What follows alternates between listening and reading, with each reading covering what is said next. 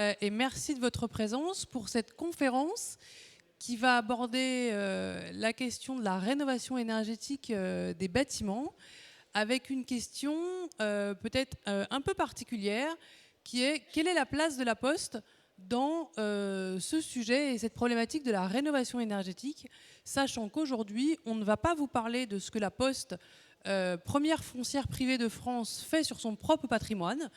Ça, il y a des gens très bien dans notre organisation qui, depuis des années, travaillent l'exemplarité du groupe La Poste sur son propre patrimoine, mais on vient vous parler de comment La Poste, le groupe La Poste dans son ensemble, à la fois dans ses activités historiques et dans ses activités financières et bancaires, va pouvoir participer à sa place à la réussite de la politique publique de rénovation énergétique, politique publique dont vous avez compris ces derniers jours, voire même ces dernières heures, qu'elle était au cœur de l'actualité.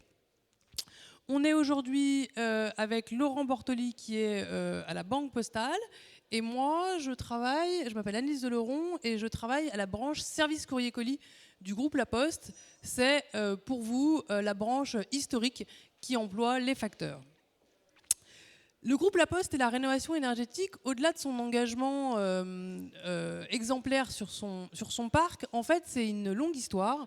Et c'est une histoire d'un peu plus d'une dizaine d'années déjà, puisqu'il y a une dizaine d'années, le groupe s'est engagé dans différents programmes innovants de détection de la précarité énergétique en territoire, de prédiagnostic, d'accompagnement des ménages et a, plus récemment, il y a 4 ans maintenant, fait l'acquisition d'un acteur des certificats d'économie d'énergie en faisant l'acquisition du délégataire économie d'énergie.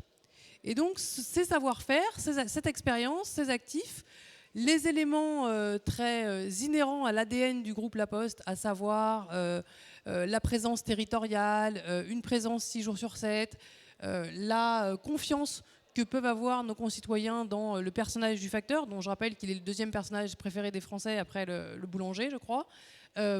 Tous ces éléments fondent notre capacité à développer une ambition de présence sur ce qu'on appelle la chaîne de valeur de la rénovation énergétique que on vous a matérialisé ici. Et vous voyez, entre cet actif historique et les savoir-faire de la branche bancaire et financière du groupe, à savoir la Banque Postale, nous permettent d'adresser aujourd'hui quasiment l'ensemble de cette chaîne de valeur de rénovation énergétique. Et c'est toute l'ambition que nous développons aujourd'hui, cette capacité à nous développer plus fortement sur la chaîne de valeur, de manière à adresser nos clients soit de manière séparée. On accompagne aujourd'hui des collectivités territoriales uniquement sur le maillon de la sensibilisation ou uniquement sur le maillon du diagnostic, à une capacité plus intégrée, mixant des savoir-faire de financement de la Banque Postale et de valorisation des certificats d'économie d'énergie, pour ne citer que cet exemple. Et c'était un peu ça qu'on avait envie de vous présenter. Alors, je reconnais quelques assidus qui étaient là l'année dernière, donc vous allez simplement mesurer le chemin parcouru depuis l'année dernière. Et puis, pour les plus nouveaux d'entre vous, peut-être une découverte, puisque ce positionnement du groupe La Poste n'est pas forcément connu de tous. Le premier focus que j'avais envie de faire avec vous, c'est un focus qui me tient particulièrement à cœur. Et je fais le lien avec le côté un peu chaotique de l'actualité ces derniers jours et ces dernières heures en matière de rénovation énergétique. C'est comment on passe du décret au foyer français. Comment cette politique publique de rénovation énergétique, qui est particulièrement complexe, on arrive à la faire rentrer chez les ménages, à la faire rentrer dans les foyers par l'intermédiaire du facteur qui peut se poser comme ce fameux dernier kilomètre de la politique publique. Et pour ça, nous disposons de savoir-faire et d'une offre dédiée qui permet à la fois d'étudier le territoire, et pour vous rendre les choses un peu plus concrètes, je vais prendre l'exemple de Saint-Lô Agglomération. Aujourd'hui, en partenariat avec à la fois l'Agence nationale de l'habitat et la commune de Saint-Lô Agglomération, on a fait le choix d'aller sensibiliser tous les propriétaires occupants de maisons individuelles, passoires thermiques, sur le territoire de Saint-Lô Agglomération. Concrètement, comment ça s'est passé ? On a à la fois étudié le territoire de Saint-Lô Agglomération pour voir quelles étaient les zones du territoire où on avait une surreprésentation de ces ménages propriétaires, occupants de maisons individuelles en passoire thermique. Et ça, c'est possible grâce soit à des données cartographiques de la Poste et à le croisement d'un certain nombre de bases de données, soit avec des partenariats stratégiques d'acteurs de la data que nous menons actuellement. Une remise commentée, c'est-à-dire d'abord une annonce dans votre boîte aux lettres que la Poste, l'Agence nationale de l'habitat, Saint-Lô Agglomération, l'espace Conseil France Rénov du territoire sont en partenariat et vont venir vous parler de ces sujets-là. Et puis une rencontre avec le facteur qui va venir chez les habitants qui répondent à ces critères-là de Saint-Lô Agglomération pour leur expliquer, pour leur remettre un document et leur expliquer à côté de ça qu'il existe sur leur territoire un espace Conseil France Rénov en capacité de les accompagner dans la rénovation énergétique de leur logement et la possibilité pour nous de poser un certain nombre de questions qui seront ensuite, dont la restitution sera ensuite fournie aux acteurs du territoire. Et pourquoi ce dispositif qui en réalité peut s'accompagner d'autres cas d'usage sur la sobriété eau. Si je vous donne un autre exemple, on distribue aujourd'hui pour un conseil départemental des kits de sobriété aux économies d'eau avec un message de pédagogie. On le fait pour une autre collectivité territoriale sur l'importance du report modal. Alors là, je fais un pas de côté par rapport à la thématique des assises, mais c'est pour vous montrer cette capacité à finalement faire ce maillon de sensibilisation et aussi à être pour des donneurs d'ordre locaux ou pour un certain nombre d'acteurs, y compris de maîtrise d'ouvrage publics et privés, cette capacité à être les yeux et les oreilles sur le territoire et au plus proche des concitoyens, puisque quand on revient vers un élu et son équipe administrative, leur dire sur votre territoire, sur 50 000 ménages interrogés, plus de la moitié ne connaissent pas leur DPE, l'autre moitié a un DPE qui se situe entre temps et temps. Sur cette partie-là, X% sont appétents à une rénovation dans les 6 mois, X% sont appétents à une rénovation dans les 18 mois. Et par ailleurs, votre dispositif local est extrêmement bien connu ou n'est pas connu, etc., etc. Ce sont des données qui permettent de piloter au plus fin la mise en œuvre d'une politique publique. Et donc ça, on porte fièrement cette offre qui, pour nous, est finalement la bonne entrée dans le parcours de rénovation. Et si on revient sur cette chaîne de valeur, on a un autre actif, quand j'y vais un peu de manière chronologique, on a cette capacité dans le parcours de rénovation à travers notre filiale Économie d'énergie, donc qui est le délégataire dont la Poste a fait l'acquisition il y a quelques années, à être accompagnateur Rénov'. Nous sommes agréés mon accompagnateur Rénov'. Et puis ensuite, dans le déroulement du projet, une capacité à faire de l'ingénierie financière, à la fois dans la valorisation des certificats d'économie d'énergie et la filiale EDE, donc économie d'énergie, mais c'est pour éviter de vous redire deux fois la même expression dans des acceptions différentes. EDE est présent dans la valorisation à la fois du marché B2C et du marché B2B. Et enfin, les actifs de la Banque Postale que je vais laisser Laurent vous présenter. Bonjour à toutes et à tous. Donc Laurent Bortoli, je m'occupe du crédit au sein de la banque Postale et de la banque de détail plus particulièrement. Donc en fait sur la rénovation énergétique, on a développé depuis maintenant plusieurs années une gamme complète de crédits à l'habitat, de crédits à la rénovation énergétique. Le premier d'entre eux, pas chronologiquement, mais le premier par lequel je vais commencer, c'est le crédit immobilier impact. S'il part d'un constat, c'est que il y a entre 800 000 et 1 million de transactions par an et on a considéré que le meilleur moment, enfin en tout cas un des meilleurs moments pour réfléchir à la rénovation énergétique de son logement, c'est au moment de l'achat. Au moment de l'achat parce que en le faisant tout de suite, on améliore son confort de vie, on améliore sa facture d'énergie en fait en euros, on la réduit et puis également, mais là on se projette à plus long terme, on améliore la valeur de son bien immobilier si à un moment ou un autre on est amené à le revendre.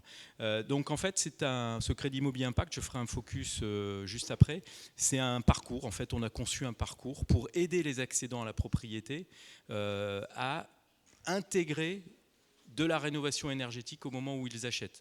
L'achat immobilier c'est un moment qui est important parce qu'on recherche un bien, on recherche un financement, on a en général un déménagement à réaliser. Donc il y a plein d'autres choses à faire. Donc la rénovation énergétique vient se greffer là-dessus et c'est pas toujours, enfin retour d'expérience, c'est pas toujours évident de rajouter cette dimension-là à l'accession à la propriété. Si on accompagne, et j'y viendrai un peu après, le client à ce moment-là, c'est possible. On a aujourd'hui 15% de nos clients qui achètent de l'ancien qui font de la rénovation énergétique, qui intègrent des travaux de rénovation énergétique au moment de l'achat. Donc, et on est parti de zéro, enfin on était à moins de 1% avant le crédit immobilier impact. Deuxième type de financement, là aussi c'est une gamme dans la gamme, c'est les éco-PTZ au pluriel, parce qu'il n'y a pas un éco-PTZ, mais il y en a 5 ou 6. Une action de travaux parois vitrées, une action de travaux, 2, 3, rénovation globale, enfin voilà. Donc il y a toute cette gamme d'éco-PTZ, alors avec des montants et des durées qui sont réglementés, mais qu'on a développé également et qu'on distribue comme l'ensemble de nos confrères, sachant qu'on voit depuis maintenant 3 ans, on va dire, une montée quand même en régime assez forte des éco-PTZ. Nous, on a plus que multiplié par 2 notre production d'éco-PTZ. Donc on voit que, enfin en l'espace de 2 ans, donc on voit qu'il y a quand même un levier, enfin ça constitue un levier assez fort, ce type de financement aidé à 0%. On a également au sein de notre gamme de crédits consommation, notamment pour les clients qui ont besoin d'aller vite, parce que c'est des financements qui sont moins lourds en termes de pièces à produire et de délais de mise en œuvre et de déblocage de fonds. On a développé deux produits, des prêts personnels verts. Un pour les autos, donc qui sert à acheter les autos hybrides ou électriques, et un pour les travaux verts. Donc vous voyez, on va jusqu'à 75 000 € pour les propriétaires, jusqu'à 30 000 € pour les locataires, parce qu'on peut financer aussi des travaux de rénovation énergétique pour les locataires. Et puis il y a, depuis 2022, enfin, la réglementation a évolué en 2021, et à partir de 2022, il y a le pré-avance rénovation qui a été relooké entre guillemets. Il s'appelait avant le pré-avance mutation. Mais ce pré-avance rénovation, on l'a, avec un autre confrère, mis en place. Il s'agit en fait, un peu comme fonctionne un prêt viager hypothécaire, il s'agit en fait pour des clients, ou d'ailleurs des prospects, on le fait aussi pour des prospects, des non-clients de la Banque Postale, qui sont propriétaires de leurs biens immobiliers. On leur prête, on leur verse finalement un capital dédié à des travaux de rénovation énergétique, sachant que ce capital, à la différence d'un prêt amortissable, n'est pas remboursable mensuellement ou trimestriellement. Il ne fait pas l'objet d'une échéance de remboursement avec capital plus intérêt. Le client ne rembourse rien ou ne rembourse que des intérêts. Ça, c'est au choix et en fonction de la quotité de financement qu'on lui réalise. Mais il peut ne rien rembourser. C'est-à-dire qu'on vous verse un capital, je dis n'importe quoi, de 80 000 €. Et ce prêt est remboursable. Soit, alors il y a 2 événements qui peuvent générer le remboursement de ce prêt. C'est soit la mutation du bien, donc j'ai rénové mon bien d'un point de vue énergétique, je le revends. À ce moment-là, le client nous rembourse capital plus intérêt. Le deuxième événement qui peut provoquer le remboursement du crédit, et c'est là que ce prêt avance rénovation se rapproche des prêts viagers hypothécaires, c'est le décès de l'emprunteur. Le décès de l'emprunteur, et donc à ce moment-là, le bien soit va vers les ayants droit qui remboursent la banque, soit est vendu par les ayants droit, et à ce moment-là, la banque est également remboursée capital plus intérêt. Mais c'est un financement qui est intéressant pour notamment les ménages modestes ou très modestes, qui ont peu de revenus, donc qui n'ont pas la capacité de rembourser des échéances, des mensualités, ou également on en fait un certain nombre pour des personnes âgées qui, pour améliorer leur confort et réduire la facture énergétique, ont la volonté de faire ces travaux de rénovation énergétique sans pour autant avoir le capital pour le faire, et sans avoir l'âge pour avoir un prêt classique remboursable avec une échéance parce que les retraites sont faibles ou parce qu'ils ne sont plus assurables. Voilà. Alors juste un petit focus, et je repasse la parole à Anne-Lise, sur le premier financement dont je parlais, c'est-à-dire le crédit immobilier à impact. Comme je vous le disais, on est parti du principe que l'acquisition immobilière est le bon moment pour faire des travaux de rénovation énergétique. Pour autant, c'est quelque chose qui est, enfin vous le savez sans doute, mais qui est considéré par les propriétaires ou par les accédants comme étant assez complexe. Il faut trouver des artisans RGE, il faut évaluer le montant des travaux, faire des devis, il faut identifier les aides auxquelles on a droit, il faut identifier le montant de ces aides. Voilà, donc en fait, on a 3 volets dans ce financement-là. Un volet information, c'est qu'on a mis en place avec une Green Tech qui a accès aux bases de données ADEME et qui a mis en place un score d'intelligence artificielle. Ce simulateur, en fait, avec une adresse et le revenu fiscal de référence du client, c'est dire le DPE, si le client ne l'a pas, le DPE d'origine, c'est dire 3 scénarios de travaux, un scénario de travaux partiels, un scénario de travaux rénovation globale ou un scénario à la carte au choix du client. Il sait dire également ce simulateur les aides auxquelles le client aura droit, MaPrimeRénov' bien sûr, les certificats d'économie d'énergie dont parlait Anne-Lise, et puis des aides régionales parce qu'il y a parfois certaines régions, départements qui font des aides. Donc ce moteur, ce score intègre ça également. Il calcule également la réduction, c'est une estimation, bien sûr on prend des précautions d'usage en le communiquant au client, mais il estime également la réduction de facture sur la facture énergétique. J'ai 2000 € de facture d'énergie, je passe à 1200 par exemple, donc j'ai moins 800 parce que je vais faire ces travaux. Il estime également la valorisation du bien qui passe, je dis n'importe quoi, 200 000 à 230 000 €, et puis il calcule un retour sur investissement en année. Incitation, c'est le deuxième volet. Pour ces clients qui font de la rénovation énergétique au moment de l'acquisition, on fait un bonus de taux. C'est-à-dire que par rapport à un taux, je dis n'importe quoi, de 3,30, on va lui faire un bonus de taux pour baisser son taux client, en fait, hors assurance, de 25 centimes en l'occurrence. Donc on l'incite. C'est notre positionnement de banque citoyenne, on l'incite sur la totalité du financement, pas que la fraction qui couvre les travaux de rénovation énergétique, sur la totalité du financement qui fait son acquisition et sur les travaux de rénovation énergétique, on l'incite à faire ces travaux. Voilà, ça c'est le deuxième volet. Et le troisième volet, je vais être très rapide, Anne-Lise en a parlé, on a dans le groupe EDE, économie d'énergie, on utilise cette structure pour les clients qui font des travaux de rénovation énergétique au moment de l'acquisition, pour mettre à disposition une plateforme avec des conseillers EDE qui vont accompagner ces clients à trouver un artisan RGE sur le secteur où ils achètent, valider les devis pour s'assurer que les travaux vont apporter la réduction sur la facture d'énergie attendue. Ils vont également aider le client à souscrire les aides, MaPrimeRénov', sur le site, etc., et les aides régionales, bien sûr la valorisation des C2E.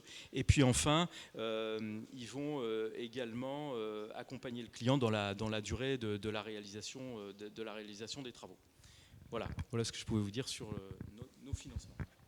Merci Laurent. On va clôturer là pour vous laisser la parole. C'est simplement vous remettre à l'écran à la fois cette ambition de remonter l'ensemble de cette chaîne de valeur. J'aurais pu vous parler de notre capacité à faire de la collecte de données pour faire des diagnostics, des études et peut-être demain des contrôles. Mais voilà, c'était intéressant de vous parler de ça, en cette capacité que le groupe La Poste a de vous accompagner de manière, j'allais dire, silotée, séparée ou pleinement intégrée, que vous soyez maître d'ouvrage public ou privé, que vous soyez sur un ou plusieurs maillons de cette chaîne de valeur. Madame.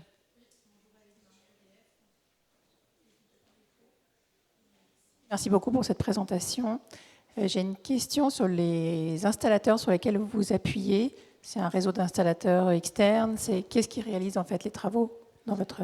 Alors, il y a plusieurs éléments. En tant que groupe La Poste, on ne s'appuie pas particulièrement sur des réseaux d'installateurs parce que ce que vous aurez peut-être noté dans cette chaîne de valeur, c'est qu'il n'y a pas la brique travaux. C'est-à-dire que nous, on n'intervient pas dans notre capacité en direct, en tout cas le groupe La Poste, à conseiller les ménages sur les travaux, etc. D'ailleurs, on ne se substitue pas à des conseillers France Rénov'.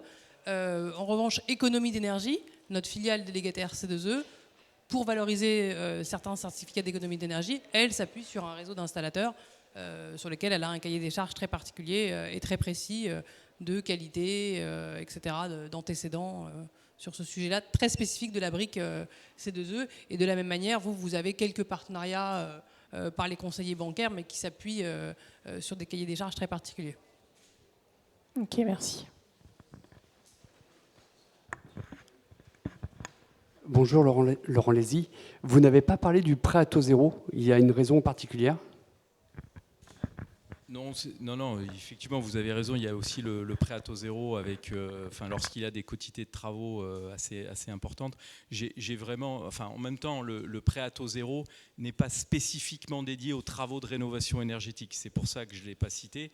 Mais effectivement, d'ailleurs, je rebondis sur votre question. On voit bien que dans les travaux de rénovation énergétique qu'on finance, bien souvent, que ce soit au moment de l'acquisition ou lorsque le client est détenteur de son bien, en fait, il y a des travaux de rénovation énergétique et il y a des travaux autres qui peuvent être des travaux d'agrandissement, des travaux d'amélioration, des travaux de confort, en fait. Donc, en fait, souvent, on fait du prêt accession, du prêt à taux zéro, du prêt accession, du prêt éco-PTZ. On fait aussi souvent de l'éco-PTZ plus un prêt personnel pour faire les travaux de confort complémentaires qui ne sont pas éligibles à l'éco-prêt à taux zéro. Alors, c'était prêt complémentaire. Si c'est vraiment des gros travaux, c'est du prêt immobilier. Si c'est des travaux, si c'est un financement inférieur à 75 000, c'est du prêt personnel, en fait. C'est du prêt conso. Voilà, mais j'ai pas cité le prêt à taux zéro. Vous avez raison de le souligner, mais j'ai pas cité le prêt à taux zéro parce que ça couvre des travaux plus larges, en fait, que les travaux de rénovation énergétique.